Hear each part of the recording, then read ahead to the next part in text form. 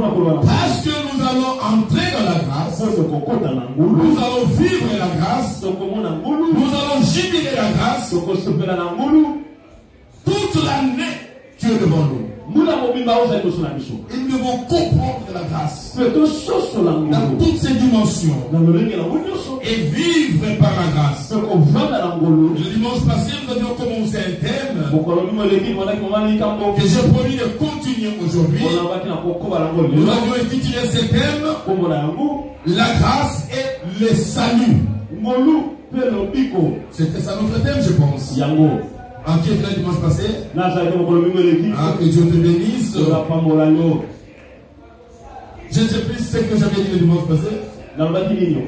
Je ne sais plus ce que j'avais dit. Mais parce que celui-là, c'est ce que nous communiquons, ce que nous disons. Je n'ai pas écrit quelque part. J'ai du mal à récapituler. Mais seulement notre texte principal, c'était Luc chapitre 23. Luc chapitre 23. À partir du verset 39 jusqu'au verset 42, si je me trompe. Verset 39 jusqu'au verset 42. 43. 43. Ok, merci pour la précision. Nous avions lu Luc chapitre 23. C'est ce que nous avions lu le dimanche passé. Et nous continuons sur le même texte. Nous l'avions déjà lu. Nous ne savons pas les lire aujourd'hui. Nous avions lu du verset 39 au verset 43. Et là, il était question des deux brigands qui ont entouré Jésus à la croix. Et nous avions tenté d'expliquer la grâce qui était Jésus sur sa croix. Et les deux brigands qui étaient appelés au salut. Et nous avions dit, être appelé au salut, c'est regarder la grâce en face. Les deux brigands, chacun était à gauche ou à droite de Jésus. Jésus était au milieu, il était au centre. Jésus qui est la grâce, on ne veut pas seulement les considérer à côté de nous. Mais il fallait tourner son regard pour regarder la grâce en face et s'adresser à la grâce. Et nous avions vu la démarche de ces deux brigands. Comment l'un a été sauvé et comment l'autre n'a pas été sauvé. La différence était que celui qui n'a pas été sauvé réussit à prier à l'observation de la loi, en regardant la grâce avec dédain, en reprochant même la grâce, pourquoi la grâce est venue, pour dire commence par te sauver toi-même. C'est alors que tu peux t'occuper de nous. Mais l'autre brigand, il va reconnaître que la grâce est innocente. Le péché, c'était lui. Il a reconnu ses fautes, ça c'était la démarche de la repentance déjà. Il va reconnaître la sainteté de la grâce. Et il s'est donné, il s'est remis. Il s'est recommandé à la grâce. Et il pensait même que ça pouvait prendre du temps pour qu'il soit sauvé. Or,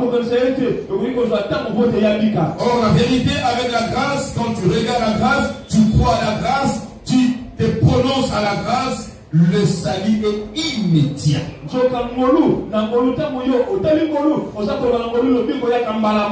Il pensait que quand tu reviendras, Seigneur, tu te souviendras de moi.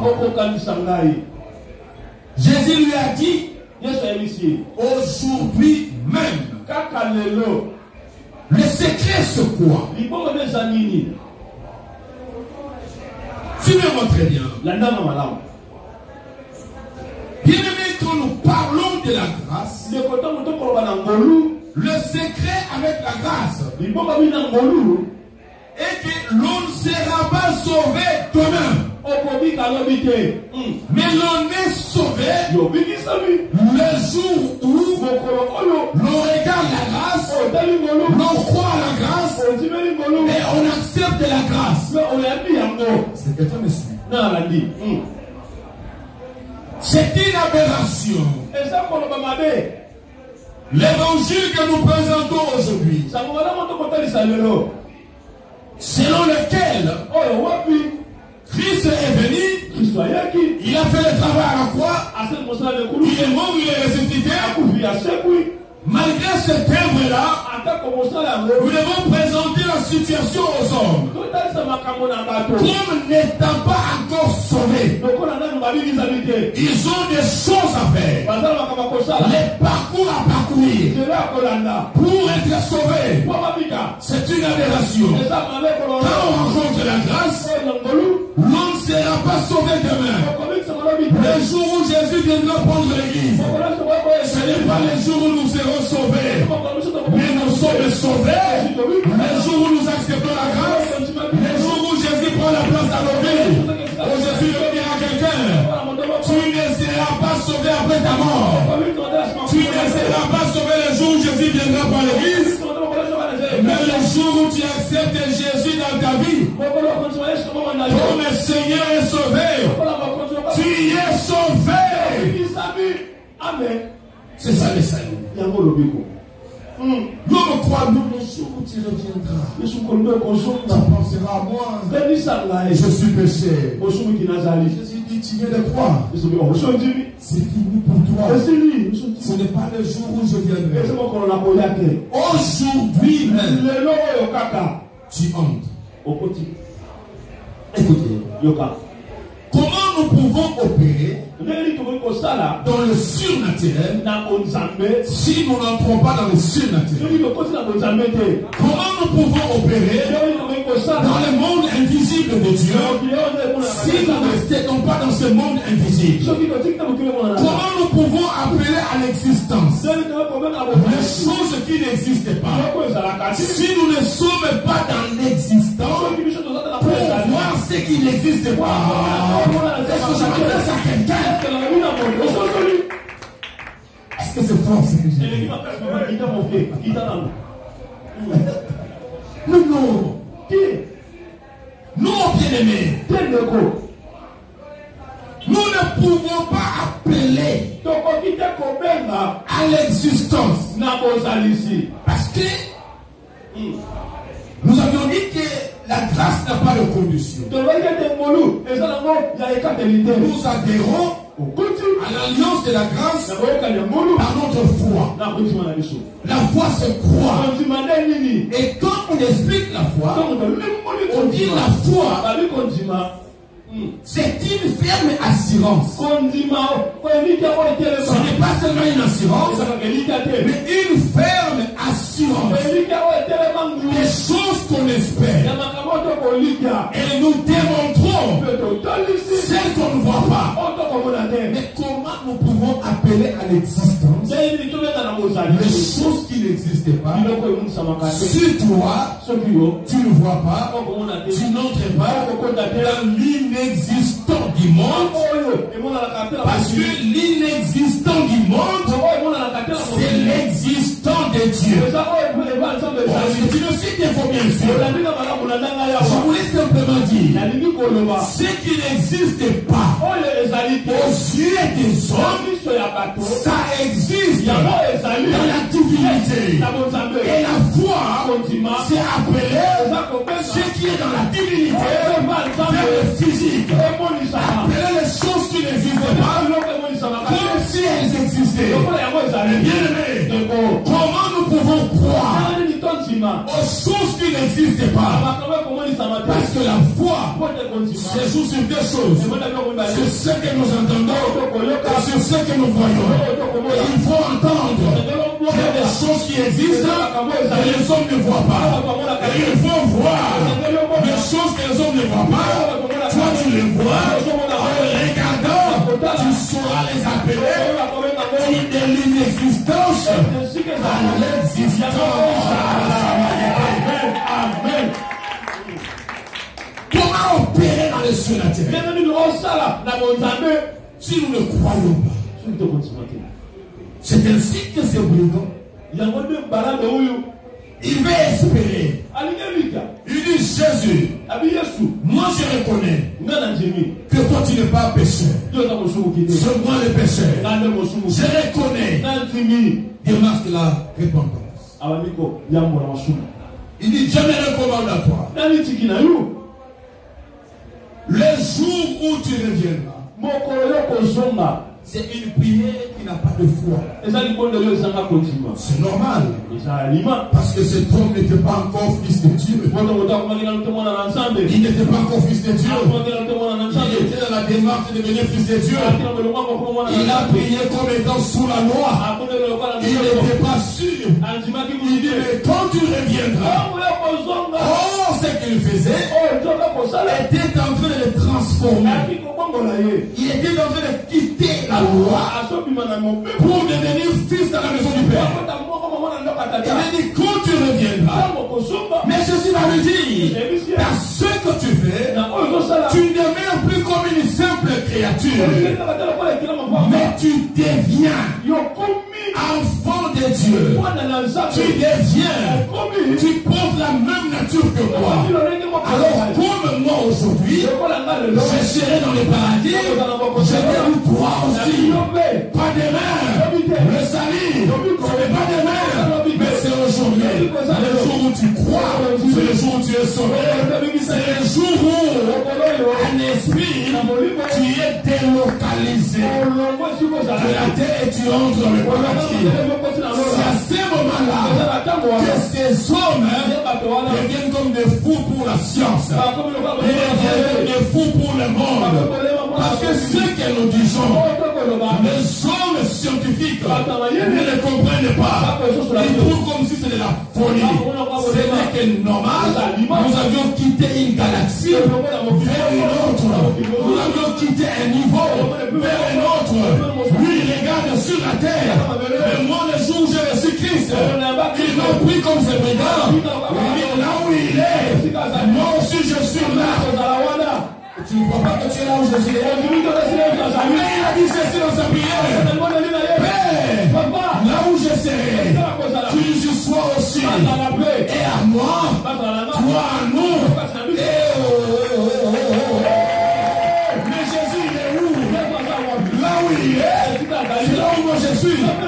C'est ainsi que je ne vois pas les choses de la manière que tout le monde voit. Là où vous voyez la mort, moi je vois c'est l'opportunité de démontrer la révélation de la résurrection de Jésus. Là où vous voyez la maladie, c'est fini. Moi je vois c'est le début de la manifestation, de la révélation de celui qui guérit. Nous voyons différemment. Nos regards sont juxtaposés, diamétralement opposés. Parce que l'un est en bas, l'autre est en haut. Quand il me regarde, ça fait comme ça. Je le regarde, ça fait comme ça. Je ne vois pas de la même manière. La grâce fait le salut. Je veux que tomber dans les pièges du dimanche passé. Tout ce que j'ai dit, ce n'est pas ce que j'ai écrit.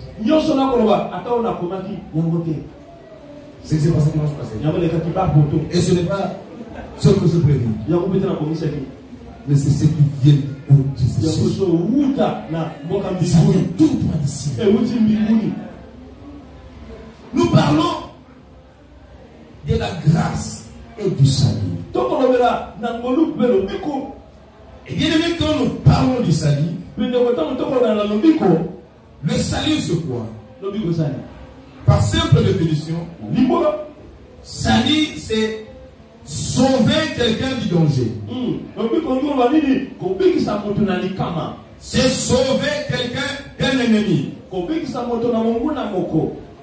C'est sauver, délivrer quelqu'un du péché. C'est ça le salut. Sauver du danger. sauvé d'un ennemi, délivré du péché.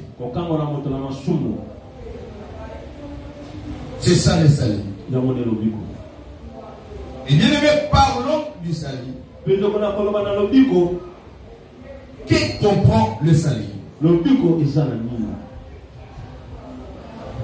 Quand on vous dit que vous avez le salut, quand on vous dit que vous êtes sauvé, qui comprend ce salut? Deux choses. La première chose qui arrive quand l'homme est sauvé, c'est le pardon du péché. Quand on vous dit que vous êtes sauvé, vous avez le salut, cela veut dire simplement que vos péchés sont totalement pardonnés. Vous allez lire Éphésiens chapitre 2. Versets 5 à 8. Je ne sais pas lire avec vous parce que je cours avec le temps. Éphésiens chapitre 2. Versets 5 à 8. 2 Timothée chapitre 1er. Verset 9. Tite chapitre 3. Verset 5. Je reprends. Éphésiens chapitre 2.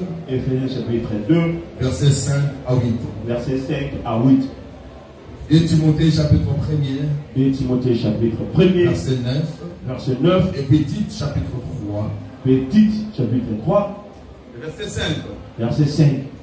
On nous explique clairement par ces textes. C'est clair comme des noms limpides.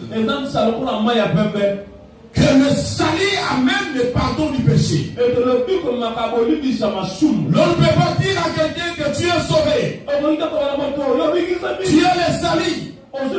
Quand tu reçois Christ qui est la grâce, et continue à lui dire que ses péchés demeurent encore.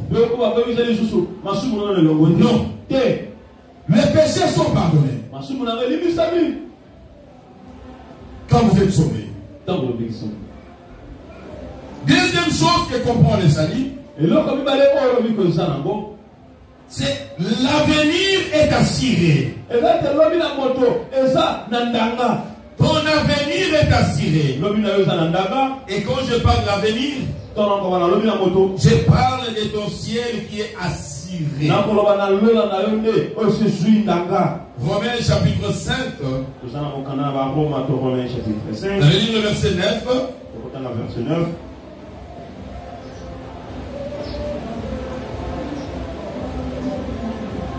J'ai lu Romains 5, verset 9. Romains 5, verset 9. Il a dit ceci.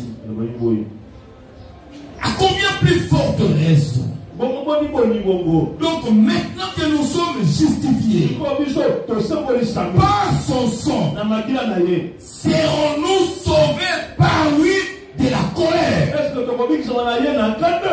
Celui qui est sauvé, celui qui a le salut, il est épargné de la colère future de Dieu. Parce qu'il est justifié par le sang précieux de Jésus. Tu peux encore lire Romains chapitre 13, verset 11.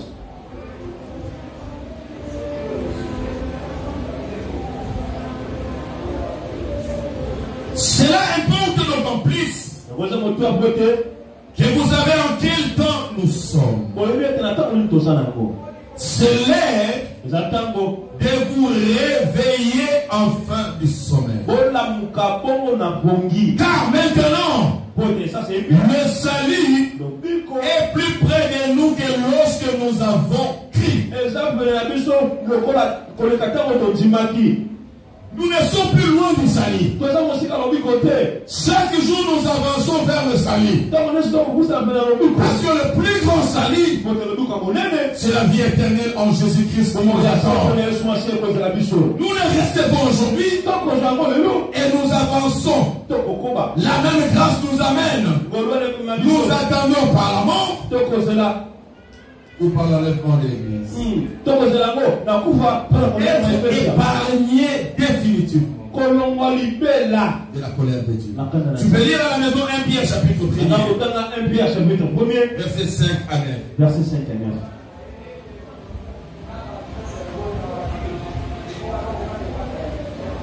Et c'est quoi ou c'est qui la source du salut? Bien-aimé, c'est Jésus-Christ qui est celle, l'unique source du salut. Source, plusieurs sources du salut. Il n'y a pas tout chemin qui amène à Rome. Il n'y a qu'un seul chemin. Et ce chemin s'appelle Jésus-Christ de Nazareth. Il dit, je suis le chemin, je suis la vérité et je suis la vie. Il n'a pas dit qu'il est la vie, la vérité et le chemin. Et une pédagogie. Il est d'abord le chemin. Il faut entrer dans le chemin de Jésus. Il faut venir vivre l'expérience de Jésus.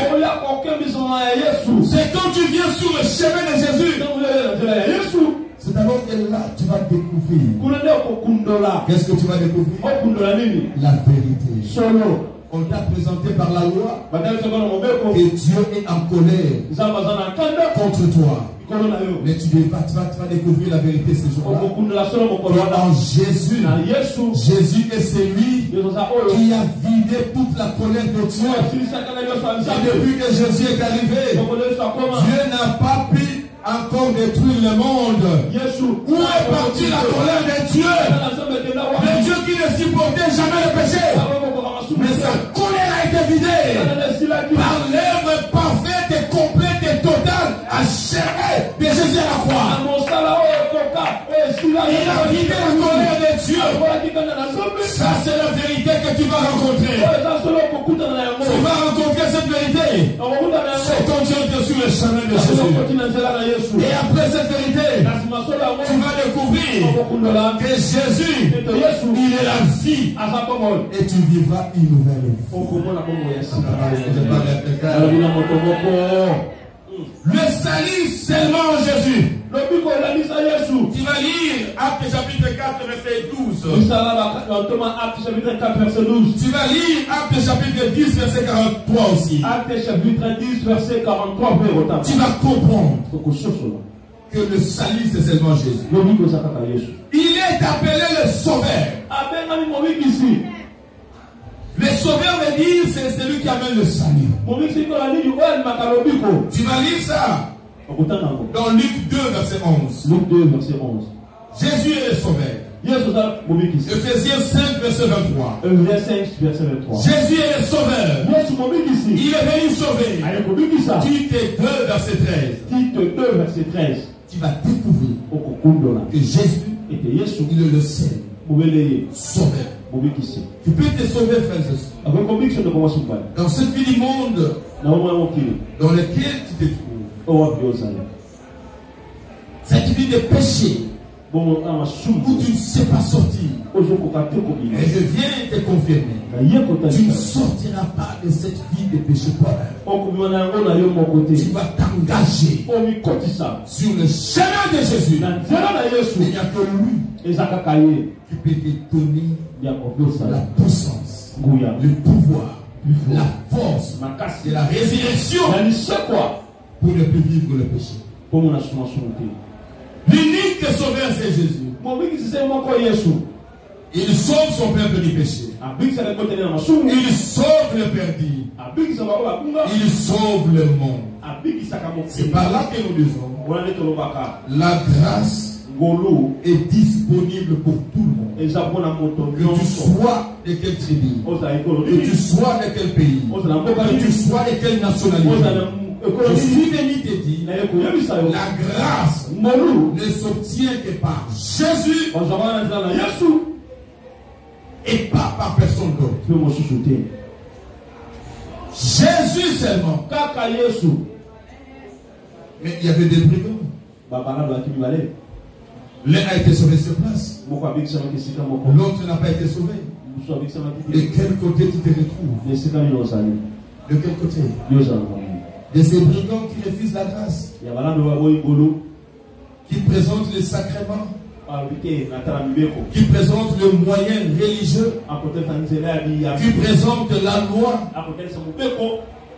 La loi n'a jamais sauvé quelqu'un. Et la loi ne sauvera personne. Tout dépend de la manière dont tu prends, tu considères Jésus. Tu le considères comme un personnage comme les autres dans la Bible. Ça, c'est refuser la grâce. Tu le considères comme un simple prophète. C'est refuser la grâce. Tu les compares à votre divinité animale, divinité astrale, divinité, je ne sais pas, humaine. Non. Il n'est pas à ce niveau-là.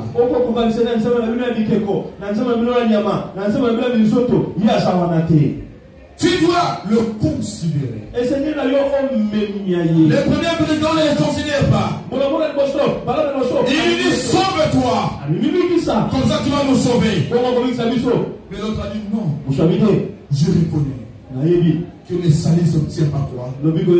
Parce que tu es celui qui a accompli la loi. Tu as vécu sur la terre sans péché. Mais les pécheurs c'est moi. Et il y a eu la loi de la substitution. Jésus a pris sa place. Et lui il a pris la place. Et il était sauvé. Il est encore temps pour toi. Tu me suis dans cette église ou tu me suis en ligne. Il y a encore du temps pour toi de t'engager sur le chemin de Jésus. Je ne parle pas d'une religion. Car aucune religion du monde ne peut sauver. Je ne parle pas à mon nom. Parce qu'aucun individu, pasteur qu'il soit, bishop, pape, prêtre, chef spirituel, personne ne peut te sauver. Il n'y a que ce Jésus qui peut te sauver. Il est temps de donner ta vie à Jésus. Il est temps de donner ta vie à Jésus. Tu n'as pas besoin de regarder ton passé. La grâce, je l'ai dit, répare le passé. La grâce arrange le présent. La grâce projette l'avenir. Tu as besoin de Jésus qui peut réparer ton passé. Le diable te rappelle ton passé. Il te rappelle combien de fois tu as voté, combien de fois tu as des services de sécurité et tu as tué, tu as les mains dans le sang. Et il te dit que toi tu ne peux pas être sauvé. Donc je te présente Jésus qui peut prendre ta place. Oui, ce que tu as fait mérite la mort, mérite la condamnation, mérite la malédiction. Mais il y a quelqu'un. Jésus, c'est comme ces grands gaillards qui est costaud et il doit manifester la justice de Dieu. Et il doit au même moment manifester l'amour, la compassion de Dieu. Mais la loi dit, celui qui pêche, il doit mourir, il va être flagellé. Jésus viendra, comme il est grand, il va te prendre dans ses bras, il va te couvrir dans ses mains, il va dire frapper sur mon dos, taper sur mon dos, à sa place tu es moi. Va mourir, ça ne sera plus toi. Mais Jésus, il est déjà mort. Il était innocent, il était juste, mais c'est pour tes péchés. Il est allé à la croix, il est mort. Il a péché pour nous. Mais Jésus a crié. Simplement, il a cru avoir porté tes péchés. Et comme il a crié à la croix, Dieu l'a abandonné. Il a crié, mon Dieu, mon Dieu, pourquoi as-tu abandonné? Parce qu'il a crié porter tes péchés. Son allée même qu'il a porté tes péchés. Toi aussi, tu n'as pas les œuvres à présenter. Tu n'as qu'à croire que moi aussi je crois. Aujourd'hui, maintenant, je deviens juste. Je deviens saint. Je deviens justifié à cause de Jésus. Et je prends sa place. Tu deviens juste, tu deviens pécheur. Moi, je ne mourrai pas. Parce que Jésus est déjà mort pour toi. Il est déjà mort pour toi. Il a pris ta place. Le dimanche passé, c'est ainsi que Jésus, il a fait la concession pour la première fois d'appeler son Père Dieu. Il n'appelait jamais Dieu. Il était Dieu pour les autres. Il était Dieu d'Abraham, Dieu d'Isaac, Dieu de Jacob, Dieu de Moïse. Parce que tous ces personnages n'étaient pas les enfants de Dieu. C'était des amis, c'était des serviteurs. Et nous ne sommes pas des amis, nous ne sommes pas des serviteurs, mais nous sommes les enfants. Parce qu'à tous ceux qui ont crié, à ceux qui croient en son nom, il leur a donné le pouvoir de devenir enfants de Dieu. Mais Abraham n'a pas reçu Christ dans sa vie, il n'est pas fils. Moïse n'a pas reçu Christ dans sa vie, il était serviteur. Mais Jésus, ce jour-là, il a cédé la place du fils. Il s'est fait serviteur à notre place. Il appelle son Père Dieu pour nous laisser la place de l'appeler Père. Il ne voulait l'appeler Dieu, il est ton Père. C'est ce qu'il a corrigé la prière. Il a dit, voici comment donc vous devez prier. Pas notre Dieu, mais notre Père qui est au ciel.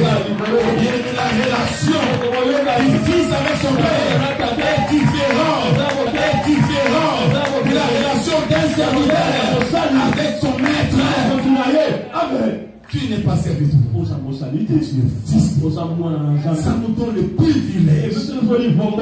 Les privilèges que les anges n'ont pas. Nous avons ces privilèges. Ça m'étonne. S'il y a des hommes qui passent le temps à étudier angiologie, je cherche mon ange. Il s'appelle comment? Seulement pour que je l'appelle par son nom.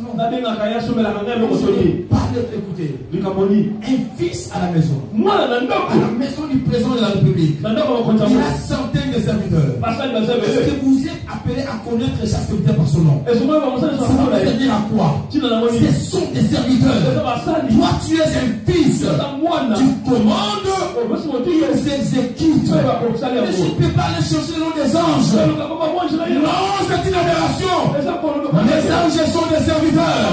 Mais toi, tu es le fils. Écoutez, je l'ai toujours dit. Entre toi et le diable, qui a péché le premier? C'est le diable. Il a péché avant toi. Et depuis qu'il a péché, parce que c'était un serviteur, depuis qu'il a péché, jusqu'à aujourd'hui, solution de réparation n'a jamais été trouvée. Et moi, je viens après. Par Adam, j'ai péché. Jésus, le Père, a rempli son repos. Il amène une solution. Ça ne peut être durable. Il amène la loi. Ça n'a pas résolu. Il amène ceci. Ça n'a pas résolu. Il a décidé de se faire un corps. Il a décidé de se faire un corps. Il a fait un corps. Il est venu par un corps. Pour me sauver. Pour te sauver. Parce que tu ne rappelles pas le diable me combat. Pourquoi le diable ne me donne pas les repos? La véritable raison et le vrai conflit entre le diable et nous, c'est la jalousie. Le diable est jaloux. Moi, j'étais là avant. Moi, j'ai trouvé des solutions. Ils sont venus. Le combat avec le diable sera éternel. C'est ainsi que je te forme pas comme un combattant. Moi, je te forme comme un adorateur. Prends le temps à adorer le Créateur. Laisse le diable rester diable. Ce n'est pas moi qui le fais diable. Ce n'est pas moi qui finirai avec lui. Toutes les prières que nous faisons, j'ai toujours dit, je n'ai jamais entendu le communiquer. Ça vient du ciel. En tout cas, le monde, félicitations. Vos prières ont porté des fruits. Il s'avère que ça fait 1 mois et demi que le diable est sur la chaise roulante. À cause des prières, vous aviez cassé, vous aviez brisé, vous aviez détruit. On le frappe, on le détruit. Il est là. Le diable va se mettre devant moi et je vais avoir un ministère de combat à vie. Mais je ne serai rien dans ma vie. Je le serai là il sera là, il ne verra être béni, il ne verra avancer, il ne verra émerger, il sera là, il n'est pas mon problème. Il n'est pas mon problème. Il n'est pas mon problème. Mais vous avez vérité au choqué. Non, papa. Mais mon tour, au l'exécuteur, vous dites. Tu vas te rappeler à ma marche, il y a des mascots dans ça. Dans les cabots, c'est la capacité. Vous tordez pour le diable. Yo, ça, comme on veut le conseiller, il faut inspirer dans la prière. Et après, on va vous apprendre que dans le cas de Job, le jour où le diable est passé, et essaie de trouver devant Dieu, et Dieu va même parler avec lui, pas avec méchanceté, mais avec convivialité, avec fraternité. D'où vient-il le diable? On le surnomme comme toujours. A-t-il remarqué? Satan, bénéficier de la grâce. Occupons-nous de la grâce de Dieu. Laissons Dieu le diable dans les affaires. Nous, c'est la grâce. C'est la grâce. Je suis sauvé par la grâce. La parole de Dieu doit nous amener le renouvellement de l'intelligence. Dieu s'est fait un corps. Il est mort. Il est ressuscité. Et il est monté au ciel. Tu l'as montré. Jésus qui est venu sur la terre avec un corps. Le corps de Jésus nous représentait. C'est sur ce corps qu'il devait porter nos péchés. Parce que lui était esprit. Il ne peut pas porter les péchés dans son esprit. Mais il devait porter le corps pour arriver à porter nos péchés. Mais c'est Jésus amène nos péchés à la croix. Voilà pourquoi ce n'est pas son esprit qui a souffert, c'est son corps qui a souffert. On l'a percé. Les sang coulait. Les sang vient dans l'esprit. Dans le corps. Les sang. Il a eu des douleurs. Le corps a souffert. Parce qu'en réalité, Dieu a créé l'homme dans une nature que Dieu n'a jamais goûté. C'est ce qui était complexe. Dieu crée l'homme. Il donne à l'homme l'extension qui s'appelle le corps. Mais lui-même est Dieu. Il est esprit. Il n'avait pas de corps. Votre partie était toujours séparée. Parce qu'il faisait l'homme. Il disait que ce n'est pas possible. Comment tu as fait ça? Le corps. Et tu nous as donné. Tu n'as pas goûté ça. Pour savoir comment ce corps réagit. Comment ce corps se comporte. Et pour réparer ça, il s'est donné les lits de créer un corps. Par le Saint-Esprit, il a créé le corps dans le ventre de Marie. Et Jésus est venu dans un corps. Et quand Jésus remporte la victoire à la croix, il est mort, il est ressuscité. Mais je me dis, avant de partir au ciel, si ce corps n'avait plus de raison d'être, il allait laisser le corps. Mais il est resté avec le corps. Il a réveillé ses apôtres avec le corps. Il est monté au ciel avec ses corps. Depuis qu'il est monté au ciel, nous sommes représentés par les corps de Jésus. Depuis ces jours-là, Dieu a compris ce quoi le corps. Parce que le corps est monté au ciel.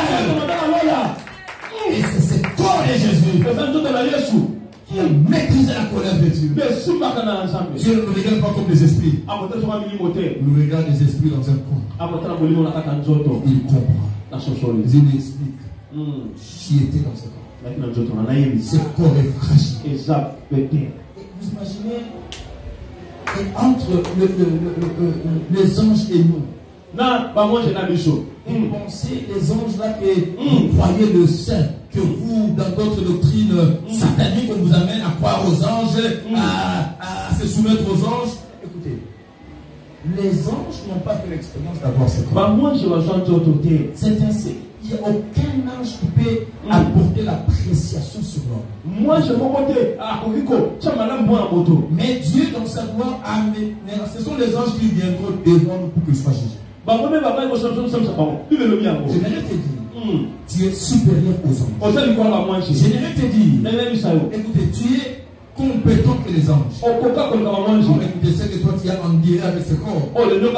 Certains anges n'ont pas en direct avec ça. Dieu n'avait pas porté ce corps. Mais en étant ange, il est tombé. Ah, mais s'il avait nos corps. C'est ainsi que Dieu nous comprend tellement. Quand l'accusateur vient nous accuser, Jésus est à la droite de Dieu. Il commence par rappeler au diable, tu n'avais pas les corps que ces hommes ont. Mais tout dans l'état d'esprit ici, tu as péché. À combien plus forte raison? Et ils ont un corps de péché. Ne viens pas les accuser. C'est bien les plus bourrés. Nous sommes sauvés par la grâce. Amen. Yes. Ah, j'aime la grâce. J'aime la grâce. Jésus a tout fait. Hey. Oh mon Dieu. Le nécessaire ou les préalables du salut. Premièrement, c'était la venue de Jésus sur la terre. Si Jésus n'était pas sur la terre, il n'y aurait jamais eu de salut. Gloire à Dieu. Parce que Jésus était venu. Il avait accepté. C'est ainsi quand il parle dans sa dernière prière. Père, que je retrouve la gloire que j'avais auprès de toi avant que le monde fût. J'ai achevé la mission. J'ai tout accompli. Je vais maintenant rentrer. Et je retrouve ma gloire. Dieu lui a dit non. Pas seulement cette gloire. Mais j'ai levé encore cette gloire. Ça ne sera plus seulement là-bas. Mais je commence par de là où tu viens. Sous la terre. Sur la terre. Dans le ciel. Dorénavant. Touche à nos fléchés. La gloire. Parce que tu as vaincu. Tu as vaincu. Tu as vaincu. Oh, j'aime ce Dieu. J'aime ce Dieu. Sur la terre. Sur la terre. Dans le ciel. Il n'y a aucune puissance. Il n'y a aucun esprit qui peut résister devant le travail de Jésus. En son nom, quelle que soit l'origine de ta maladie, je t'annonce qu'aujourd'hui tu seras guéri. Pas demain aujourd'hui, tu seras guéri. Pas demain aujourd'hui, tu seras guéri. Il n'y a rien dans le ciel, sur la terre, sous la terre, rien. Dieu t'a souverainement élevé. Vous savez quand on dit Dieu l'a souverainement élevé, Dieu ne s'est pas réuni en conseil. Dieu n'a pas demandé conseil à qui que ce soit. Il n'a pas demandé comment vous trouvez après les mais dans son autorité souveraine, dans son pouvoir discrétionnaire, il a décidé dorénavant sous la terre. J'étais à l'aise. Sur la terre. Et on dit aussi ici dans les cieux. Touchez-nous. Fléchis. C'est même ça la divinité de Jésus. Comment vous refusez de croire à la divinité de Jésus? Il n'y a personne dans les cieux, sur la terre, sous la terre, soit supérieur à Jésus. Il n'existe pas. Oh non, non, dans notre religion, Jésus, c'est un simple prophète. Quel est ce prophète? Il y a eu combien de prophètes dans la Bible? Et même un prophète qui est monté au ciel sans mourir. Mais jamais sur lui n'a été dit dans les cieux, sur la terre, et sur la terre, personne. C'est seulement Jésus. Jésus, beaucoup de respect. Beaucoup de respect. Beaucoup de respect. Notre Jésus, ce n'est pas comme nous, votre petit Dieu qui vous amenez sur la chaise, qui mange aussi la nourriture.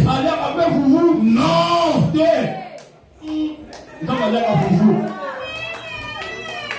Vous avez votre Dieu du Congo central. Né au Congo central, grandi au Congo central, étudié au Congo central. Il a même besoin d'étudier ce Dieu. Il a même épousé parfois plusieurs femmes. Et on fait de cet homme un Dieu. Pour nous du Congo central, c'est lui notre Dieu. Regardez la Bible élégance. Sacré Jésus.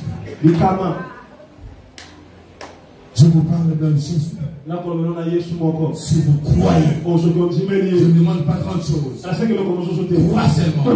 Crois seulement. Maintenant même, porte dans ton cœur. Et maintenant même, tu vas guérir ta maladie. Et maintenant même, tu vas te délivrer. Tu vas rentrer auprès de ton médecin. Il va diagnostiquer. Il va un résultat concret. Jésus est la vie. Il donne la vie.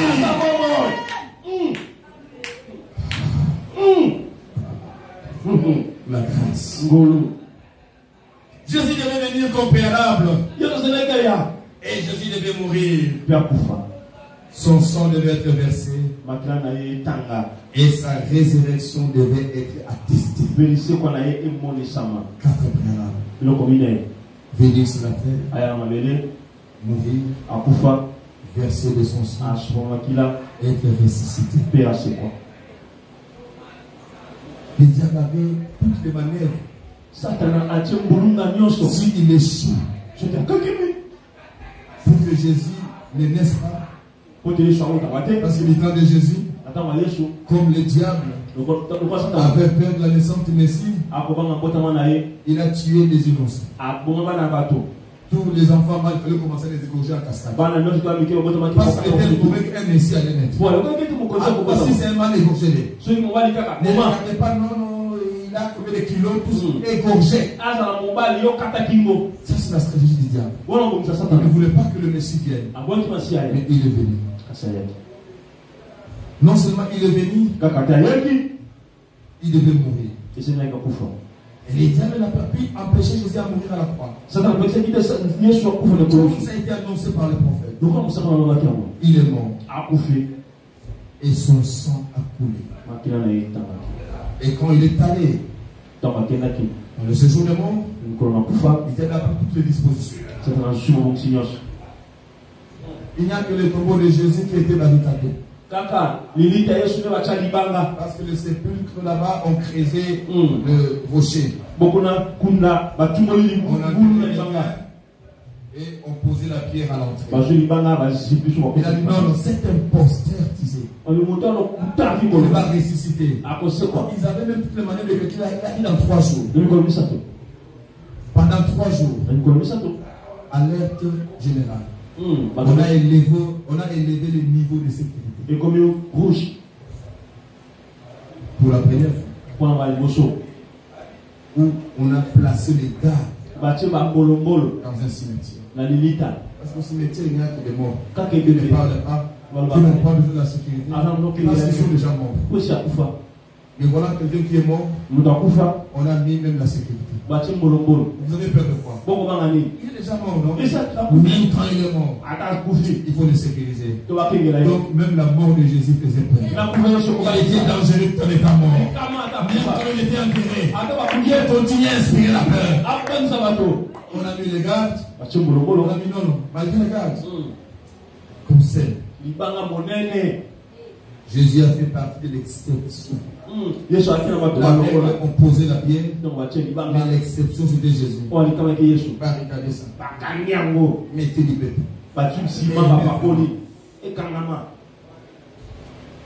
Le diable ne connaît pas la sagesse infiniment variée de Dieu. Amen. Quand le diable pense qu'il est en train d'être bloqué, il ne sait pas. Et ce que Dieu a dit pour ta vie, c'est réalisé. Malgré les manœuvres du diable. Écoutez, la grâce demeure la grâce. Jacob est en train de fuir son frère. Il va fuir, il a fui. Il arrive quelque part. La nuit va tomber. Sans secours.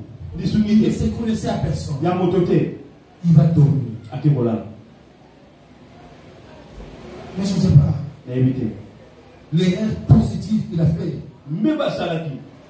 c'est de refuser de dormir sans coussin. Il a cherché un coussin. Et pour lui, il n'a pas pris le mousse. Il a pris le rocher. Et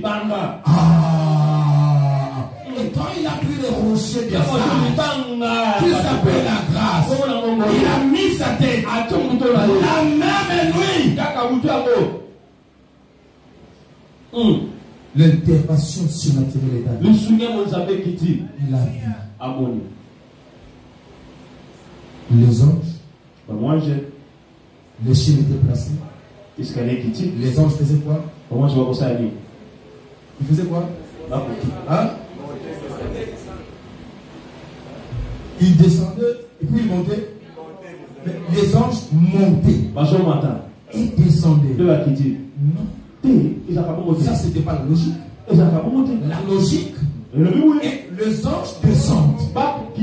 Ils descendent d'abord et puis ils vont monter. Mais ces jours-là, la grâce a bouleversé les choses. Oh, Jacob est tombé sur la grâce. Et les anges ne sont plus descendus. Mais les anges sont partis de la terre et ils sont montés au ciel. Quel mystère! Ça, c'est ce que la grâce amène. Quand vous attendez que les anges descendent du ciel pour venir vers la terre, mais à la grâce, vous rencontrez la grâce sur la terre, et les anges commencent le travail par la terre. Les anges commencent par terre, et ils commencent avec non, après monter chez Dieu. J'aime la grâce. Parce que pour que les anges descendent du ciel, l'homme qui est sur la terre, il a des efforts à faire pour implorer le ciel, pour que le ciel s'ouvre et que les anges descendent. Mais la grâce inverse les choses. On n'a pas les efforts à fournir. Nous ne prenons pas le temps dans les gênes de la prière pour que Dieu se sente obligé.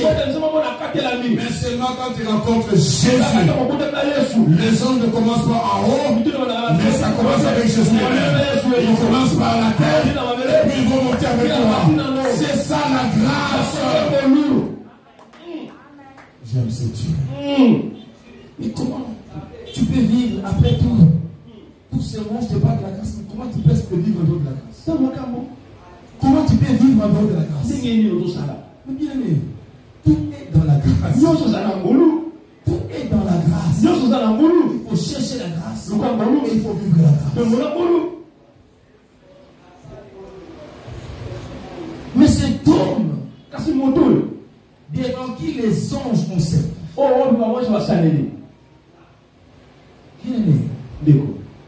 il n'avait même pas une maison pour dormir.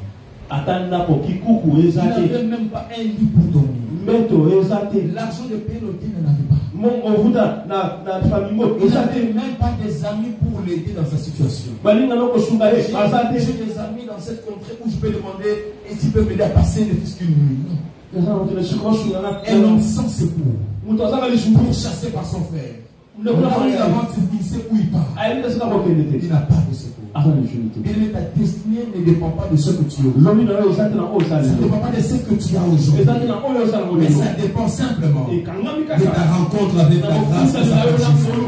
Le jour où tu vas les rencontrer, même si tu passes la nuit sur le salon, tu es touché par terre, tu n'as même pas un matelas. Il va te prendre de là. Ça ne viendra pas du ciel, mais ça commencera par la terre. Dieu va t'aider de lui-même. Les hommes vont te prendre. Au nom du Jacob, avec qui nous venons, à toi, nous ne venons pas, nous te prenons, nous montons avec toi, à qui que Dieu ordonne à ses anges, et plus bas, et se monte avec toi au plus haut. Amen. Grâce à Maya Kouché, j'aime la grâce de Dieu, j'aime la grâce, et Jésus était ressuscité. Le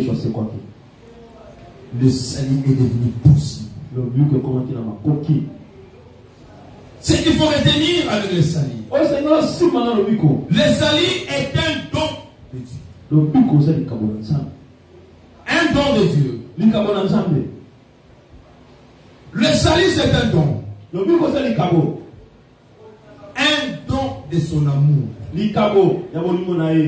Romains 5, 8 à 9. Un don de son amour. Un don de sa miséricorde. 1 Pierre 1 verset 3. 1 Pierre 1 verset 3. Un don, troisièmement, de sa grâce. Éphésiens 2, 5 à 8. Éphésiens 2, 5 à 8. Ce qu'il faut retenir de la grâce et du salut, c'est un don. Un don veut dire on t'a donné. Tu n'as pas donné de contrepartie. Tu n'as pas acheté. On n'achète pas les saluts. On n'a pas de choses à faire pour obtenir le salut. Mais c'est un don de son amour, de sa grâce et de sa miséricorde. Très important. Quelles sont les conditions pour trouver le salut? La condition première, c'est croire en Jésus.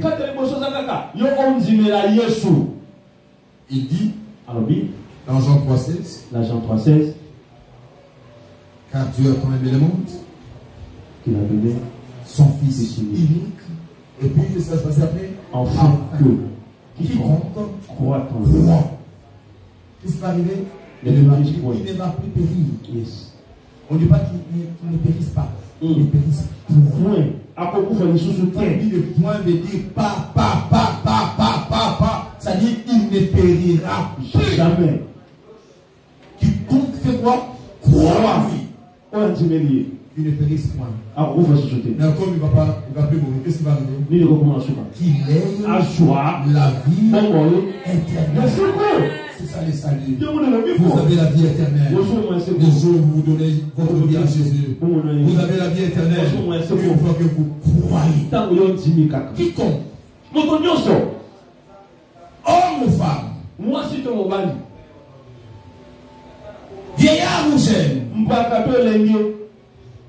africain ou européen, asiatique ou américain, de l'Océanie ou de tout je ne sais, quiconque croit la mort s'arrête le jour où tu crois. La mort s'arrête le jour où tu crois. Et c'est la vie éternelle qui commence. Un cycle passe. Et notre cycle commence.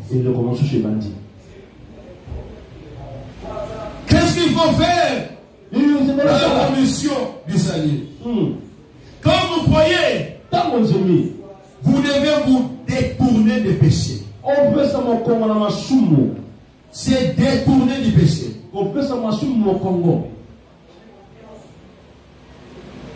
C'est ça la repentance. La repentance, ce n'est pas demander pardon à Dieu.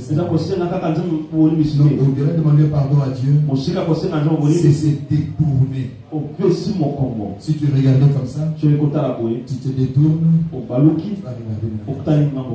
Tu vas laisser de regarder le péché. Tu vas commencer à regarder de l'autre côté. C'est détourner du péché. Troisième chose, c'est reconnaître que ce n'est pas le fruit. Le fruit d'être. Non. Tu vas lire. Ephésiens 2, verset 8. Ephésiens 2, verset 8. 2 Timothée 1, verset 9. 2 Timothée 1, verset 9. Ce n'est pas le fruit des œuvres. Non.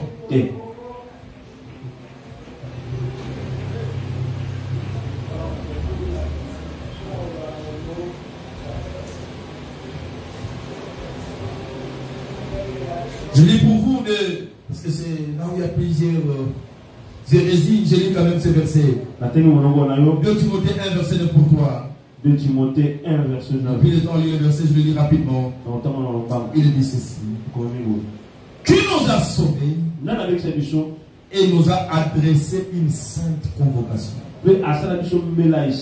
Non à cause de nos œuvres, mais selon son propre dessein. Et selon la grâce qui nous a été donnée en Jésus-Christ avant les temps éternels. Le